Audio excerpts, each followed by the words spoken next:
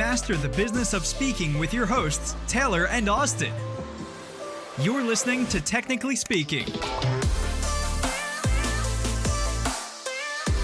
Welcome to another episode of Technically Speaking. We're your hosts, Taylor and Austin, and today we are talking about branding and how so many brands are inauthentic and have to be perfect vibe to them.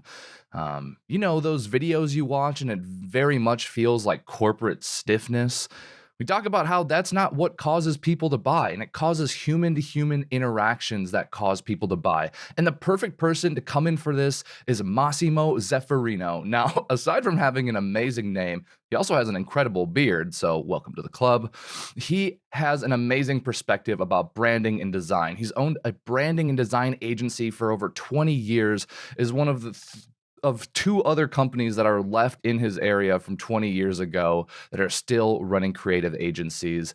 And he talks about how so many brands Tinder their customers, basically taking this one and done approach, never going more deep in the relationship with them and creating a lasting client for life. He has a podcast called The Angry Designer where he talks about all the BS out there about branding and design and how to actually create more authentic relationships in your business. And as you know, we're all about removing the BS from business. So let's go ahead and get started and dive into today's episode. As always, we hope you enjoy this one. Stick around until the end for some amazing resources. We'll see you in there. Oh, man. And we are live. What a cool show this is going to be today.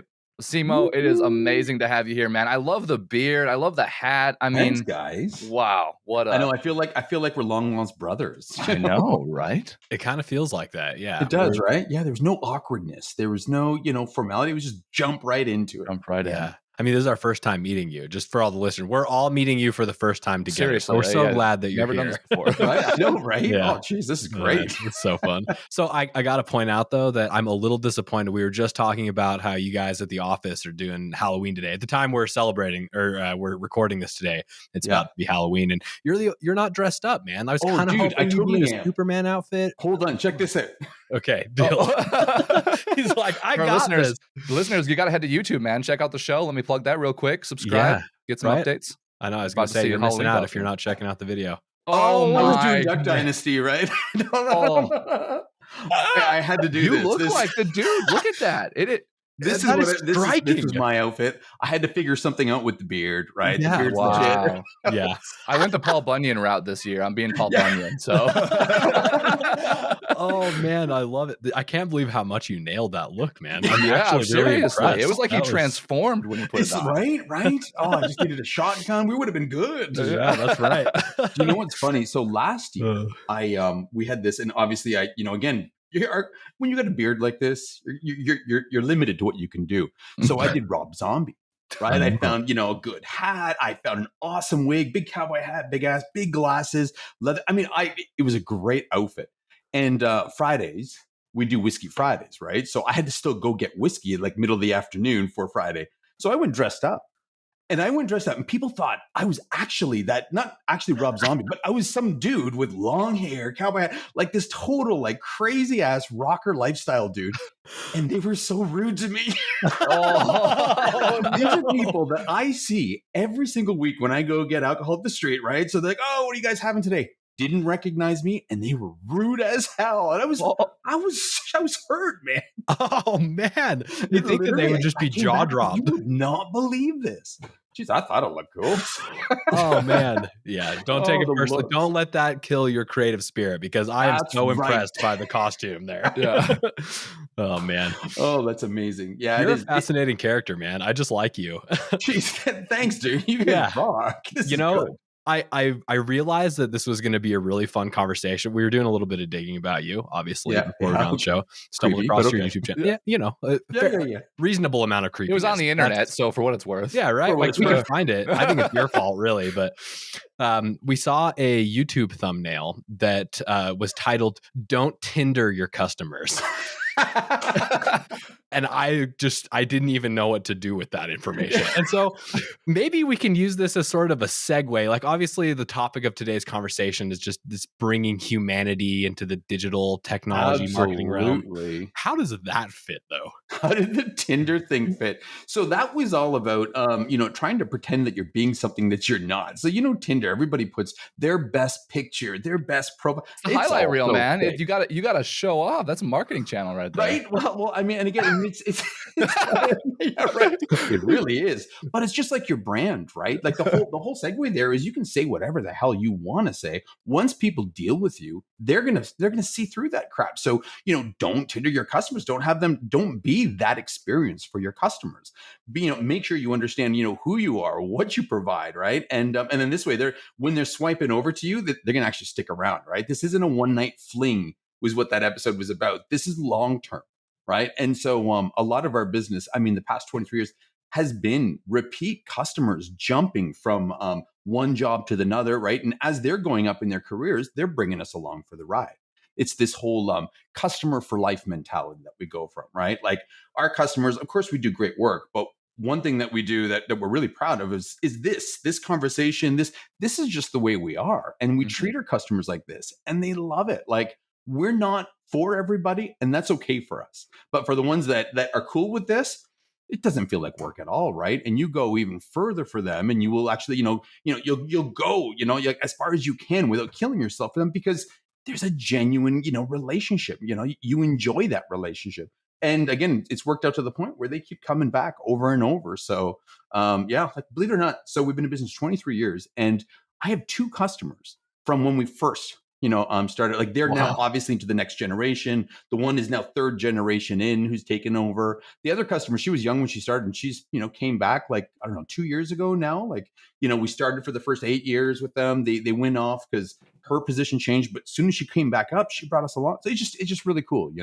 Oh, I love that. Yeah. The authenticity is so important. Like this is we had Rich Mulholland on. Rich, Rich. shout out. Yep. Yeah, such a great guy. And he was talking about the similar thing that he really found that his company took off when he just like drilled down into authenticity.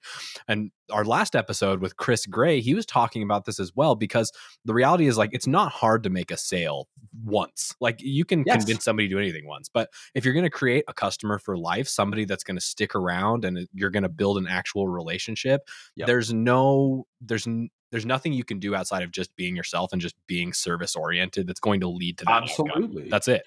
Yeah, absolutely. I think, I mean, maybe that's a growth thing. Maybe it's a maturity thing, right? People have got to come to terms with, who they actually are. I mean, early on in my career, we used to do the suit thing. We would dress up, right? We had certain clientele, and the expectation for those clients was to be that way. And, it really sucked. Like, Austin, you remember those days? Not fun. We were there, man. We've been there. Not fun. We've been there. We were there together, suits and all. Who are we? Yeah, exactly. And then in the end, so what happened is, and again, the money was great, but you're just miserable. And it's like you were literally like, a puppet on a string, and they were, okay, what do we do next, sir? What do you want us to do next, sir? So I think literally, yeah. And so I burnt out, right? And I was just like, screw this. We dropped our clients, we got dropped by we had BlackBerry way back, when BlackBerry was actually a big company, right? Yeah. Wow. And so of course they were spiraling down. They were like over half our business. And when they were spiraling down, they pulled back everything. And we literally, within the course of like 3 weeks, lost half our business just because they were bringing everything internal. And there was no way for us to get that back. And that led to just this whole, who the hell are we? I've been doing this for them and I've been miserable. So, unfortunately, we had to let go some staff, which really sucked because, we're such a family here. And tore down our website. And I put up the most obnoxious website you've ever seen. We're talking, changed our logo to like Trucker Flames, Trucker Girl, right? There was like, oh my goodness, we need to get a show with Rich. Insane, honestly. And it was basically a big F you. I'm done with trying to fit your mold. This is what I'm going to do. Let's see how this fits. And, customers would trickle in and they're like, good on you. You're totally not the norm. Let's talk. Right. Yeah. And this is where that whole idea came, obviously the confidence factor kicked in where it's like, I don't have to play their game, right? I can just be myself. And while we're not going to be perfect for everybody, we are going to be perfect for some people. And I mean, let's face it, this is a global economy now, right? I mean, our customers, we're in Kitchener-Waterloo, which is Waterloo, which is a huge tech hub, but only a third of our customers are actually here, right? Most of our customers are spattered across the US and, across the seas. So, you don't have to be perfect now for your little geographic rate. They'll accept there's somebody who's going to love you just the way you are, right? Yeah. And I mean, that's what you do. You end up going further for those customers. So yeah, it worked out really well, needless to say. And so now it's like, I'm proud to say I can go into meetings with baseball caps, right? Yep. Jeans, heck, ripped jeans, right? Yep. As long as I smell good, I think I'm good. Yeah, that's right. And the beard obviously looks beautiful, Well, so thank you. That's Right? right. Yeah, I mean, I love all of this because like you live by the phrase that's on your hat right now, which is be more human, right? And it's your whole brand, is the whole idea about Z Factor, your branding agency. Like, when was that like the moment that you realized that you needed to bring more humanity in, when you lost that big client and you were doing the suit thing, or did you like know that earlier on and you like felt that? Again, that's when did that kick in? That's when things started becoming more real, right? So we started, so that happened early on, right? About 3 years after that is when we started bringing in more authenticity and not being so scared to be who we were, right? And again, we ended up firing customers and finding new ones, right? The Be More Human was all about being more authentic, being who you are, not being scared of. And this ended up transitioning into, the second most critical part in this experience. When we started 23 years ago, we started as a niche agency, 100%, right? We were literally, I was nobody. I was just out of school. I'd worked for another company, bad experience. I was like, okay, you know what? I'm going to do this for myself. And picked up the phone book. There was actually a phone book back then. Remember that? Yeah, oh yeah. I used to sit on those in the car. 1,000 pages. Look through it. But there was like 34 other advertising agencies in this little town. Right. Wow. Which was insane. I'm like, how? And this town was only back then about 250,000 people. So it was like, how am I going to stand out? Right. So right off the bat, it was like, I know the industrial space, we came from a blue collar family. So let's just go into the trade industry. Nobody wants that. There's trade magazines out there. Let's find a niche. Let's be a B2B, company that just services industrial companies.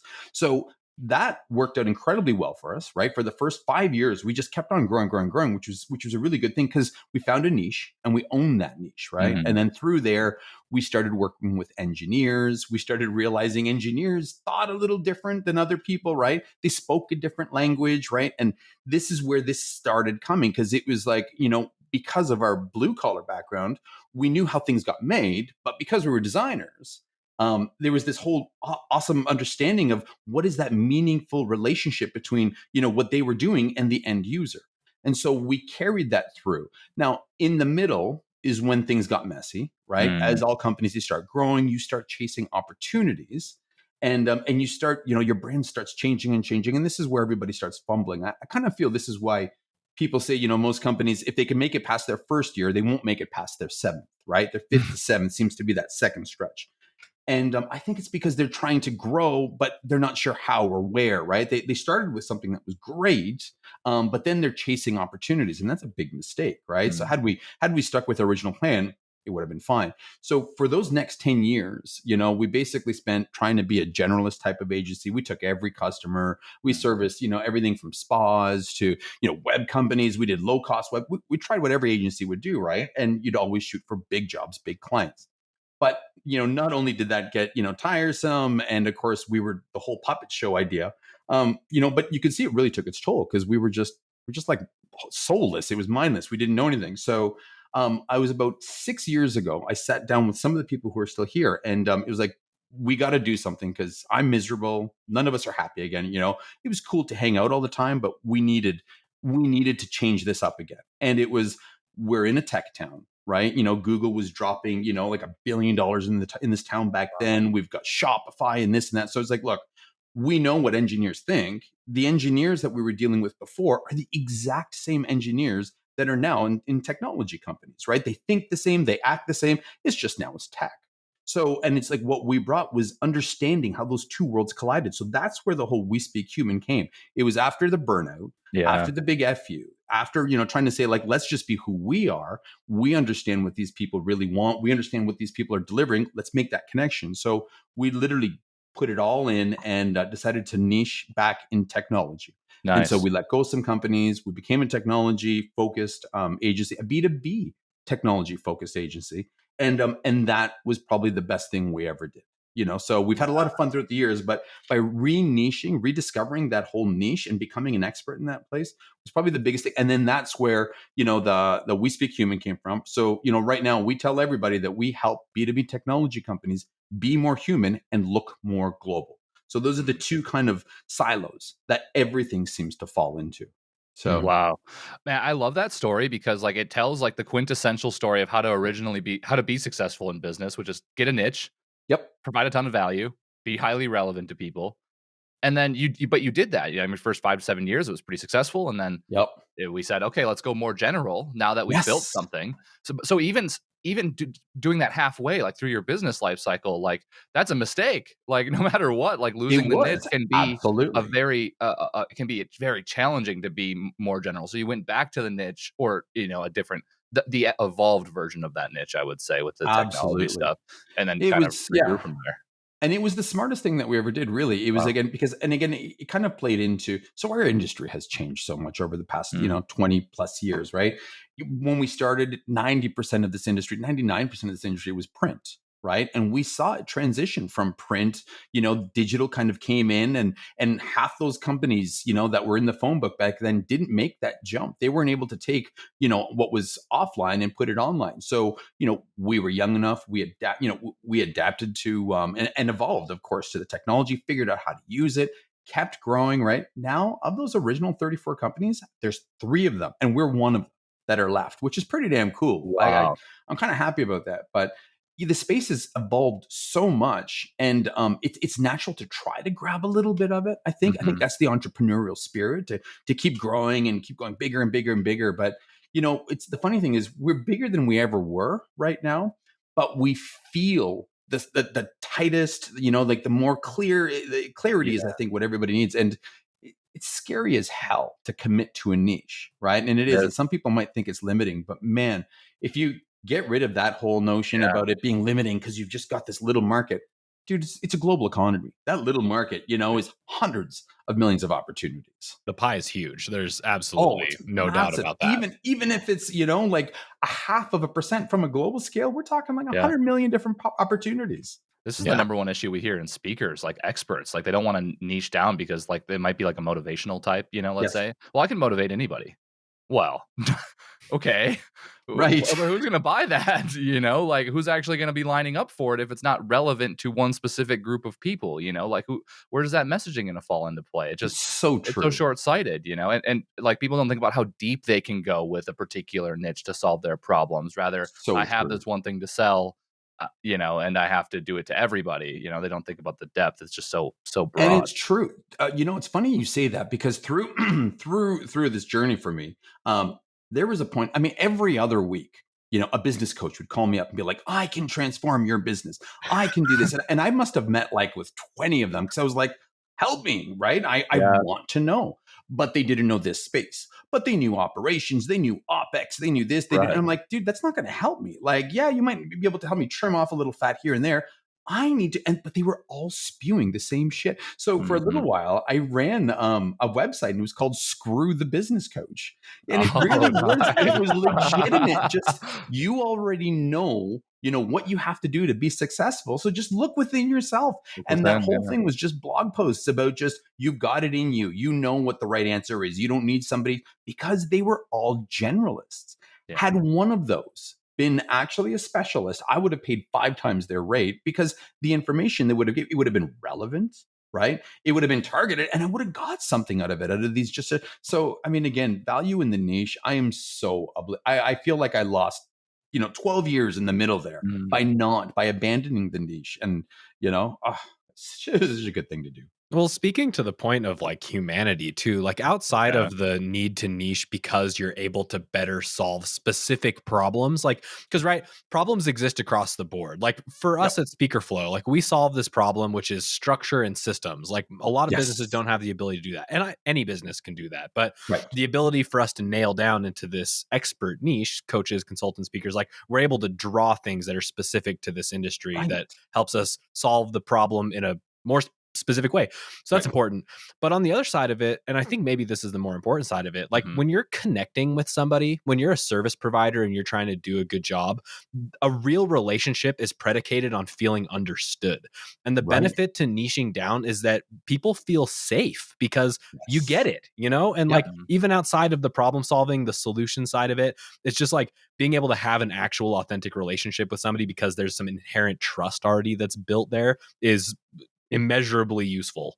It's massive. It's massive. And it's great when you're able to change their perceptions. A lot of times they're weary. They're like, do you really know our space? You start Yeah. talking tech, you start pointing out issues. And the funny thing about the tech spaces is all very, regardless if they're enterprise technology companies or just like startups, they suffer from the same thing. Like, and I guess you could argue that almost any business suffers from this, but their brand gets lost as they start growing because they're chasing opportunities. Their brand becomes fragmented. If they're chasing a healthcare opportunity, they all of a sudden gear it towards there. And then all of a sudden, if that doesn't work out, they quickly pivot and go into a completely opposite direction, supply chain, right? And that message keeps changing over and over. Their brand suffers. They make all these, knee-jerk decisions along the way. And next thing you know, you've got this company with great people and great tech, but their brand is just complete. It's a mess. So then when you're going in as designers, or brand strategists, whatever you want to call us, and you're like right off the bat, I mean, people they chuckle at designers, especially in the engineering space, because we're generally pain in the ass type of people, right? And rightfully so. The stereotypical designer can be a little pretentious, ego driven, right? Well, let's acknowledge the engineer out there, though. So, like, no designer. Like, here's a wireframe. This is a social post. Yeah. Oh, All right. It's so much. So you got to break down those barriers and then start meeting them, on their level. And of course, a lot of people will just start going on about them. Whoa, wow, we're great. You need to, I think I've had first meetings where I didn't even tell them anything about my company. yeah. We've walked in and I'm just like a kid in a candy store. I'm finding out about their business. I'm asking them how their business operates, how they make the machines, what their competitors are doing and I start digging in. And then it's like at the end of the minute, as we're leaving, they're like, oh yeah, what is it that you guys do again? Because they were already sold on the fact that we were so engaged because we knew their space. And that's where that whole, like realizing the authenticity, number one, right? And with the authenticity, comes humility. And I think too many people don't give that enough. I'm going into somebody else's business. They're experts. I just love asking questions, right? But I'm asking questions because I want to know how their business operates. I'm not going in with all the answers. That's not what this is about. It's about digging deep, finding out what works, what doesn't work for them, and often they just can't see what's right, they can't see what's wrong because they're right in it, right? So, we're humble, we're going in, we're like, hey, I don't have the answers, but I just want to know everything. And I can piece it together because I've got outside perspective and some experience that can come along here. And, and I think that breaks down those barriers right off the bat. And again, the whole we speak human, there's nothing wrong with being authentic. It's just I can't stand those people who try to pretend that there's something that they're not. And, they get caught. And like you said, It's like it's a costume party. best sales guy first time around the block. Yeah. It's true. That's right. 100%. Yeah. So, like in the world that we're in today here in 2021, obviously technology has never been more important. And any business that's operating has to have an element of technology or the digital realm kind of built into what they're doing. However, I've noticed that like there's a pull that I think technology can have to remove the humanity from the conversation. Like, especially with today's world of automation, for example, like people want to automate the entire, process of taking somebody that we don't know to becoming a customer. And like, Yeah. we can't do that. So I'm curious, like from your angle, especially somebody who works with tech companies, like what are some of the ways that we can bring humanity into the digital technology realm so that we still can show up authentic and build a relationship and yet still take advantage of the benefits that technology gives us? So you are seeing this, and it's interesting you say that because we're seeing a surge back in humanity, right? So the pendulum, it's kind of like that pendulum swinging from way, far right to far left. Now it's kind of coming back. So the idea of AI does worry me a little bit. AI chat bots, like, no, we're not dumb. We know it's a bot. Yeah. At least when they're right off the bat saying, hey, this is a bot, but we're here to help you. Not, hi, this is Jim. I'm trying to humanize this third party bot. Like, that's not being authentic. That's bullshit, right? And people are smarter than this, right? The human connection is more important now than ever. And I think that's what companies need to realize. Even social's fake. People aren't believing social anymore, right? Like we're kind of in a really shitty place because you can't believe the news. You can't believe, social. You can't believe the internet. We're not sure what to believe anymore, right? So we're seeing a resurgence in, human touching. Like that sounds really creepy, but I mean, don't read into that, people. Don't read into that. There's the title, The Resurgence of Human Touching, right there.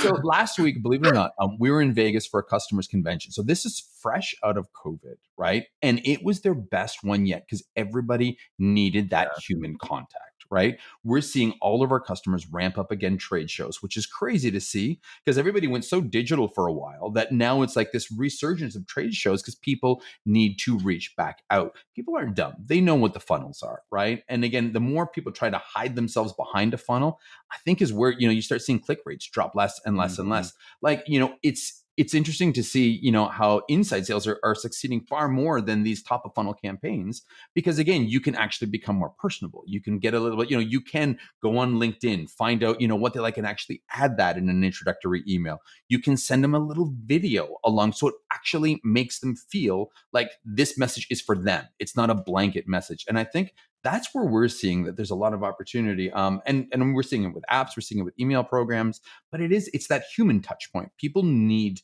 to feel like, again, we're humans. Humans buy from humans. Very rarely is it completely blank, right? I get the Amazon purchase, but at the same time, we've had to learn from that somewhere or another, right? And there's a good chance it was a person who kind of gave us that referral first off some way. Yeah, it's true. There's instances where you can find the technology is totally taken over. Like, for example, you can go buy a soda from the vending machine. There's no human there. But look, like you're buying a soda. Commodity. You're not buying a service and expertise. Like, and especially for B2B type businesses, our clients, your clients, like you're not going to be able to automate because you're not just buying a soda. There are complex problems that usually need to be solved. Exactly. And then there's humans involved. Like you don't want to take the humanity out of it because humans are still going to come into the equation at some point, and then there's going to be a lot of catch up to do if we don't have that along the way to begin with.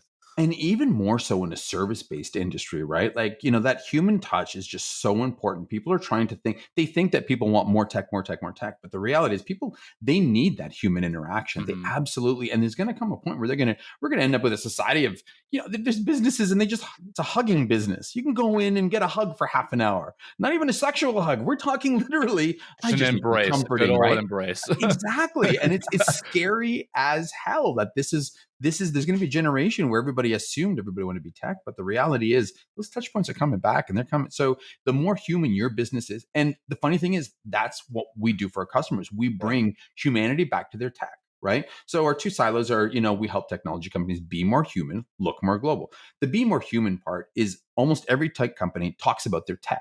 They're generally founded by technology people who are passionate about tech, engineers, right? And, these people, they suffer from the curse of knowledge. They're just too damn smart about what it is they do. And they talk about it in a sense that they're assuming you understand, but you have no clue, right? So they're not even speaking human at that point, right? So, we go in and we try to understand, like, what is it that you're trying to say? What is that meaningful connection? And then we look at their bigger brand and realize, what are all the touch points? What are the messages you're telling people? You're talking about, high-end tech features where really people want to find out, what is it going to do for me? It's that whole, that's the one thing I know Apple's constantly, overused. But it's one thing they do well is, they don't talk about, how fast their machines are or this or that. They talk about what that's going to do for you in the end, right? And it is proven that, design-led companies outperform, their competitors, like almost like a 3-to-1 basis. So we try to bring, a human element back to their technology first and foremost. And then the other part we do, the look more global. As we kind of mentioned before, technology companies chase opportunities. The brands are fragmented. When, you've got one sales guy going out, he's showing you a pitch deck that he created because he thought it was cool. And then you see their website is saying something else. You see a social media post. All of a sudden, this fragmented brand is making this giant company otherwise look like it's just like a hacked up little startup. And you see this, we've got some companies, they're pushing that $500 million mark and they're still just a mess. All these touch points are different. So the whole look more global, regardless if you're giant or you're just a tiny shop, if you bring all that messaging, all those visuals, you understand what you're actually doing, what you're providing, that human element, and you start bringing all that messaging together, you're going to take this, what could be just a small basement shop, and make it look like a global enterprise. That's So right. these are the two things that we actually help companies with. And it's all about being human. I mean, again, we believe that people buy from people, and almost every purchase over $100 is researched online. So you got to make sure that you understand what that value prop is and what the benefit is that you're actually delivering. Yeah, it all boils down to clarity. Once you have focus, you can just So nail that true. down, and then you're relevant to people. You're communicating what they need. You can take it to the Right. next level. I mean, it makes perfect sense. It's amazing how little practice it is, though. And it's almost like we don't think it like intrinsically about what we want out of an interaction with somebody. Like when I sit down and think about what makes me buy from a larger company, maybe a service, a high ticket item, let's say, because it's generally the world we all operate in. Yep. I'm making a very informed decision. I'm doing research. I'm talking to past clients potentially. I might send a few LinkedIn messages out. Like I need this to be highly relevant to me, and it needs to have that personal approach before I'm going to feel comfortable and have enough trust to Absolutely. buy from something. There's something you said earlier though that I really want to touch on, because I know, man, I feel like we could have like another just 2 hours together here. So I warned you, I talk a lot. oh my goodness, there's just so much I want to unpack. But there's something you said earlier that like, when we remove the human touch point, it's going to prevent people from wanting to buy more from us, right? Like there's very rarely things that remove the full human interaction. Austin, you mentioned like buying a pop, right? For the listeners who want to automate everything in their business, because we hear this so much, and to be honest, you guys who's listening, I'm sick of hearing it. So here's my soapbox. If you want to automate your business, you are commoditizing yourself. And if you somehow find a way to automate everything to get somebody to buy from you, which should not be the goal, you have now created a pathway for hundreds of thousands of other people to do the exact same thing. Don't commoditize yourself. It needs to have the human component in it. Otherwise, we're just shooting ourselves in the foot. Well, and again, because commodities are going to be just based on just, a bottom dollar figure, right? Yeah. And is that really, I mean, we're not the cheapest people out there. And I don't want to be the cheapest people out there. Yeah. Right? Like, so, but if you start commoditizing your service and putting prices online or basically we beat the best price. I mean, what, you're operating your business on margins? That sucks, dude. That would suck. No, you need that human element. It's funny. Run yourself a test. Go check out, next time you start, scrolling through websites and visiting, how many of them actually include, a contact phone number or a place to reach somebody. It's sometimes it's a mission. It seems like they're almost intentionally avoiding that whole process. Like I will not buy anything if there isn't email, if there isn't some sort of brick and mortar address. It could be a PO box for all I care, but I need to feel that there's, this credibility there. There's a concrete location, and that's going to give me the confidence to buy. For these companies, where half the time, man, just finding that phone number is the hardest. Like you just can't. Yeah, it's true. 100%. Okay. So I can't believe that we're already a half hour into this conversation. We're going to have to start closing this. Okay. Round two.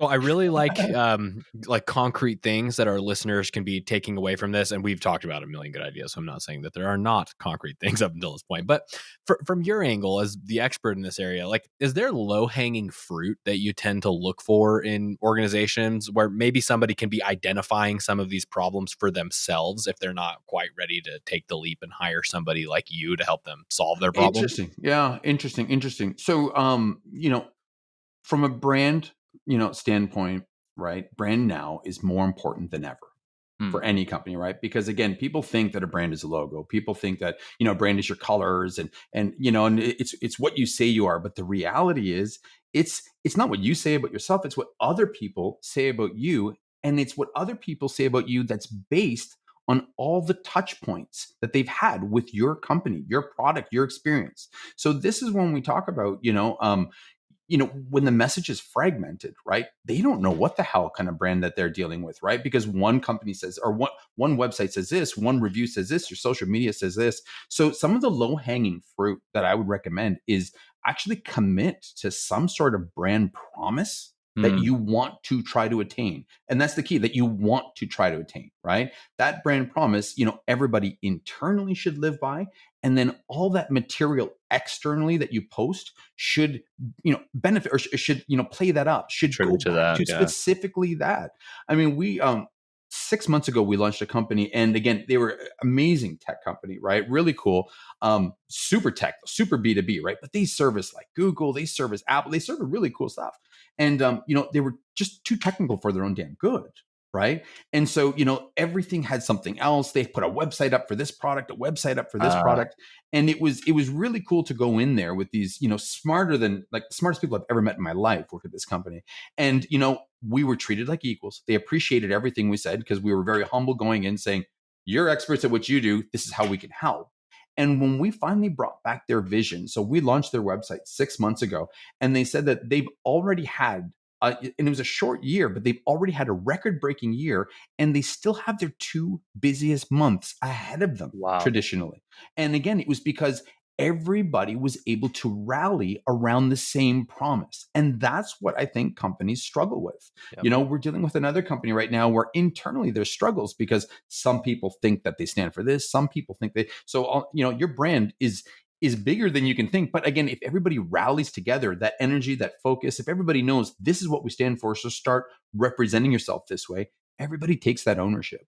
So the low-hanging fruit, in my opinion, other than the whole be more human, look more global, is bring that all together, commit to a brand promise of a sort, whether it's, you're going to be the fastest company at this, you're going to, help the best of this, you're going to deliver an experience unlike anything else, and get everybody committing, rallying behind that. And then make sure all your external messages, are promoting the exact same thing. So people are hearing it, they're experiencing it, and then your brand will grow. So, and then organically, even better, right? You want to talk about authenticity. That's how you do it. So you can't pretend to be something you're not. So Wow, what a golden nugget, man. This entire episode, again, I gotta get the notebook out. I'm gonna have to re-listen to this a bunch of times. Oh man. awesome. What an awesome we're gonna have to do round 2 and 3 and 4. So thank you so much for coming I'll on do the this show again. today, This is man. great. Such a blast. So as you know, we're all about creating value for our audience. What are some of the things you're working on right now that our listeners can benefit from? Cheers. Well, depending on the listeners, so I do want to say that we it was hard to give back in this space. Sometimes when you're in business, right, you're constantly feeling like you're helping a company do this, you're helping a company do this, but ultimately it's paying your bills.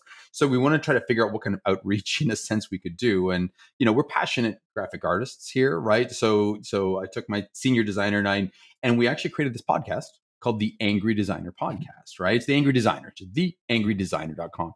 And it started because there's a lot of bullshit in our space. Designers are atrocious, when it comes to ego and like how they're stereotyped and this and that.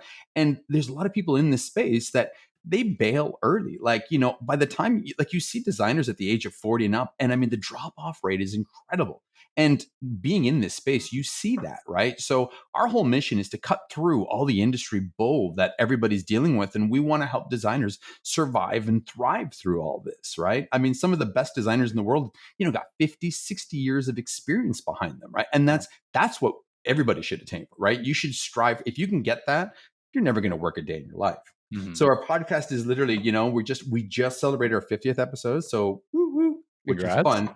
And literally, it's not an interview podcast. It's two of us. We're getting feedback from some of the designers that we reach out to on a regular basis, and we're just hitting topics and making fun and just calling bull on all the stuff that the industry is telling you have to do. But the reality is, you don't have to do even a fraction of this. You don't have to pretend that you're ego driven. You can be humble in this space. You can be a designer who's 40 years old and still be, competitive against designers who are 20 years old, right? Yeah. So this is kind of this is our mission right now, and this feels good because it feels like after gaining all this experience, we're giving back to our peeps, the people that that we know and who we are. So nice. This is kind of our mission right now. Yeah, well, hey, we'll put that in the show link. Definitely scroll down below, hit the description. The link will be there to listen to the podcast, especially for those of you speakers, coaches, consultants, where you don't feel like your brand is quite there yet. You want to get the low-hanging fruit out of the way to take your brand to the next level. Definitely go check that podcast out. And, hey, if you like this episode, don't forget to rate it, like it, subscribe to it. And if you want more awesome resources like this,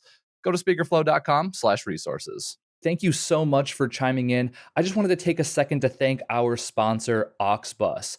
Auxbus is the all-in-one suite of tools you need to run your podcast. And it's actually what we run here at SpeakerFlow for Technically Speaking. It makes planning podcasts simple. It makes recording podcasts simple. It even makes publishing podcasts to the masses simple. And quite honestly, Technically Speaking wouldn't be up as soon as it is without Auxbus. Thank you so much, Auxbus. And if you are interested in checking Auxbus out, whether you're starting a podcast or you have one currently, get our special offer, auxbus.com/speakerflow, or click the link below in our show notes. Thanks for tuning in today. Check the show notes for more info and see you next time. Later.